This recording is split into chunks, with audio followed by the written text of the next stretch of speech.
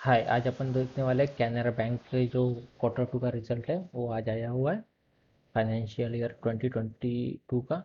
तो उसको हम आज रिव्यू करने वाले हैं। आप यहाँ इसका नाम देख सकते हैं कैनरा बैंक। तो अब हम इसके डायरेक्ट रिजल्ट के ऊपर आते हैं। यहाँ हम अब इसके रिजल्ट के ऊपर आ चुके हैं।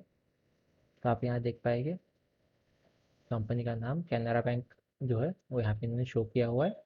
एंड उसके बाद में जो अमाउंट है ये करोड़ में है। और इन्होंने अपना quarter and half year and और ईयर एंड का रिजल्ट जो है वो शो किया हुआ है। तो यहाँ हम इसका सीक्वेंस चेक कर लेते हैं। 30/9/2021 यानी क्वार्टर टू, 30/6/2021 यानी क्वार्टर वन, और 30/9/2020 यानी क्वार्टर टू लास्ट ईयर। जो इसका सीक्वेंस होना चाहिए वो सीक्वेंस है इसका। अब इसका हम रिजल्ट के ऊपर आ जाते हैं। तो यहाँ पे आप देख सकते हैं इन्होंने अपना जो इनकम है, टोटल इनकम इन्होंने अपने 3 नंबर पे यहाँ पे शो किया है। बट उसके पहले इन्होंने अपना इंटरेस्ट जो अर्न हुआ है अलग अलग तरीके से, जैसे इंटरेस्ट और discount on advance bill, income on investment, interest on balance with Reserve Bank of India and other internal bank fund, other and other income. इन सब का जो टोटल है यहाँ पे इन्होंने अपना टोटल इनकम की जगह पे शो किया हुआ है। तो अब हम इसका इनकम जो है वो देख लेते हैं। तो इस क्वार्टर में जो जो इनका इनकम है वो 21,331.49 करोड़ इतना है। यही लास्ट क्वार्टर में ये 20,940.28 करोड़ इतना था, और क्वार्टर टू लास्ट ईयर में 20,793.92 करोड़ इतना था। आप अगर इसे कंपेयर करते हैं क्वार्टर ऑन क्वार्टर बेसिस पे, तो जो इनका इनकम है वो बढ़ा हुआ है। And year on year basis पे भी जो इनका इनकम है वो बढ़ा हुआ दिखाई देगा। अगर हम इसके एक्सपेंडिचर की बात करते हैं तो इसका एक्सपेंडिचर पे हम आ जाते हैं।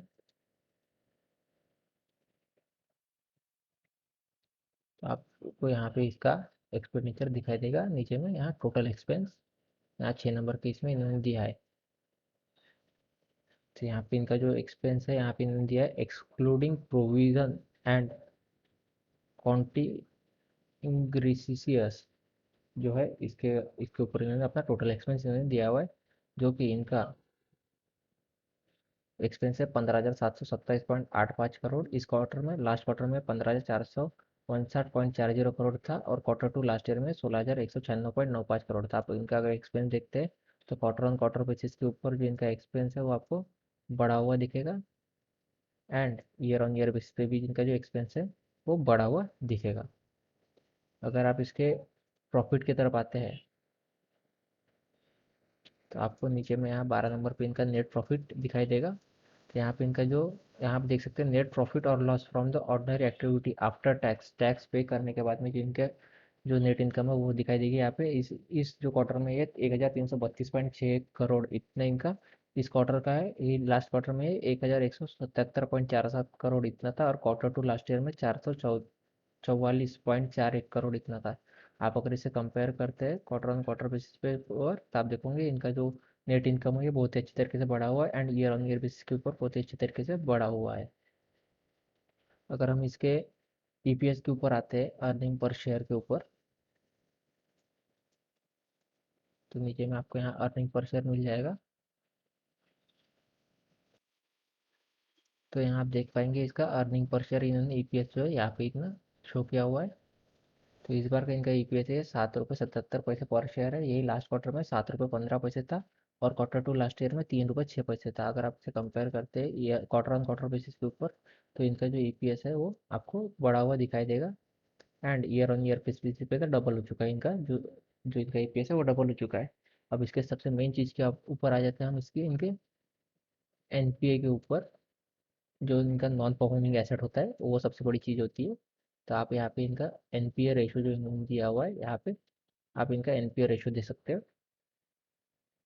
पहले जो दो ब्लॉक है दोस्तों यहाँ पे इन्होंने अपना यहाँ पे अमाउंट में शो किया हुआ है, और यही चीज़ यहाँ पे इन्होंने नीचे में परसेंटेज में शो किया हुआ है। और वही उसी तरीके से यहाँ पे इन्होंने अमाउंट यहाँ पे शो की हुई है, और इसका जो परसेंट है वो इन्होंने यहाँ शो किया हुआ है। इसका अभी हम देख लेते हैं इनका एनपीए रेशो। यहाँ आप देख सकते हैं amount of gross NPA asset और amount of non performing asset. जो इनका एनपी है, आप परसेंटेज वाइज अगर देखते हैं तो आपको जल्दी समझ में आएगा। तो आप इनका ये आप ये पहले देख सकते हैं percentage of gross on performing asset. तो यहाँ पे आप देखिए इनका जो नॉन परफॉर्मिंग एसेट है यहाँ पे इस क्वार्टर में 8.42 है। वही लास्ट क्वार्टर में 8.50 था और क्वार्टर टू लास्ट ईयर में 8.23% था। आप इसे कंपेयर करते हैं क्वार्टर ऑन क्वार्टर बेसिस पे था, जो इनका एनपीए है वो कम हुआ है, जो कि अच्छी चीज़ है, but year on year basis पे जो इनका एनपीए है वो बढ़ा हुआ दिखेगा। वही अगर आप इनके नॉन परफॉर्मिंग एसेट्स के ऊपर देखते हैं तो आपको यहाँ दिखाई देगा कि इनका जो ये 3.21 इतना है, ये इस क्वार्टर में, लास्ट क्वार्टर में 3.46 इतना था, और क्वार्टर टू लास्ट ईयर में 3.42। अगर इसको भी कंपेयर करते हैं क्वार्टर ऑन क्वार्टर बेसिस के ऊपर, तो जिनका एनपीए है वो कम हुआ है, but year on year basis के ऊपर इनका जो एनपीए है वो भी कम होते हुए दिख रहा है। अगर दोस्तों आपको वीडियो अच्छा लगता है तो please like share and subscribe कर दीजिए।